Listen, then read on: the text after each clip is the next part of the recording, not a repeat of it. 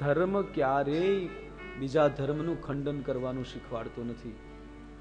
મારે 2-3 દિવસથી એવું મનમાં એવી ગ્રંથિ બાંધી હતી કે નથી બોલવું, નથી કહેવું. પણ હિન્દુસ્તાન જ એકમાત્ર એવો દેશ છે કે જ્યાં તમે કોઈ પણ ધર્મના વ્યક્તિ જીવી શકો, કોઈ પણ ધર્મના વ્યક્તિ કંઈ પણ કરી શકો અને કોઈ પણના માટે કાંઈ પણ બોલી શકો. સાહેબ, ઇવન એ વ્યક્તિ માટે હોય, વિષય માટે હોય, સમાજ માટે હોય કે બીજાના ધર્મ માટે હોય, તો હિન્દુસ્તાન એકમાત્ર એવો દેશ છે કે તમે બોલી શકો. એ છૂટછાટ છે.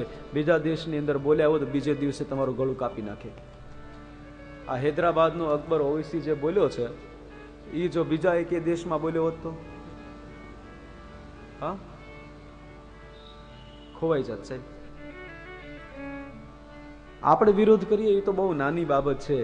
ઇસ્લામને જે માનનારા વ્યક્તિઓ છે એ વિરોધ કરે છે કે આ અકબરુદ્દીન અમારો નથી, એમ કે છે. આ બહારથી આવેલો કોઈકનો ચડાવેલો માણસ છે એટલે જ આવું બોલે છે. બાકી જે સાચી રીતે પોતાના ધર્મને માનતા હોય એને પાળતા હોય એ બીજા ધર્મનું ખંડન કરી જ ન શકે. સાહેબ, હા, કેમ શંકરાચાર્યજી મહારાજે આજ સુધી એમને કીધું કે ઇસ્લામ ખોટો છે? બતાવો ને એકવાર.